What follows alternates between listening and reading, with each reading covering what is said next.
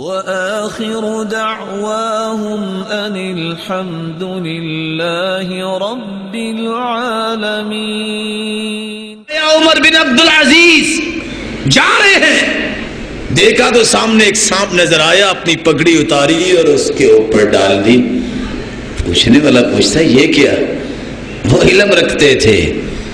رسول اللہ صلی اللہ علیہ وسلم کا فرمان ہے الجن ثلاثۃ اصناف، جنوں کی 3 قسمیں ہیں. قسم صنف حیات و عقارب، ایک جنوں کی قسم ہے سانپ اور بچھو.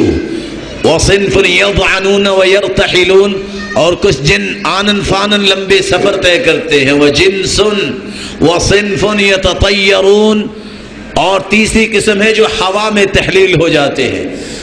اور اللہ کے رسول صلی اللہ علیہ وسلم نے صحابہ کو سمجھایا گھر میں اگر سانپ نظر آئے اس کو مارا نہ کرو جب تک یہ نہ کہہ دو اخرج عبد اللہ، اللہ کے بندے نکل جا.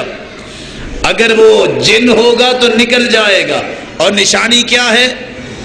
جن جو سانپ ہوگا یا تو زرد رنگ کا ہوگا یا سفید رنگ کا ہوگا، پہلی نشانی. اور جو سانپ جن ہوگا وہ سموتھلی چلے گا، زگ زیگ نہیں چلے گا. نیچرلی سانپ چلتا ہے تو زگ زیگ چلتا ہے. جب پگڑی ڈالی تو آواز آئی من انت، کون ہو تم؟ کہا نا عمر بن عبد العزیز، میں عمر بن عبد العزیز ہوں. کہا نا جابر بن عمر، میں جن بول رہا ہوں جابر بن عمر. اور یہ فرو جن ہے جس کو تم کفن دے رہے ہو. میں اور فرو ہم ان جنوں میں سے ہیں جنہوں نے اللہ کے رسول کے ہاتھ پہ بیعت کی تھی.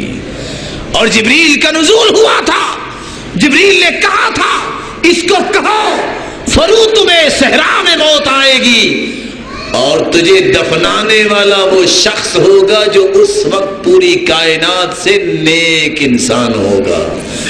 جابر بن عمر کہنے لگا آج ہمیں پتہ چل گیا ہے عمر بن عبد العزیز تیرے جیسا نیک تو دنیا میں ہے ہی کوئی نہیں.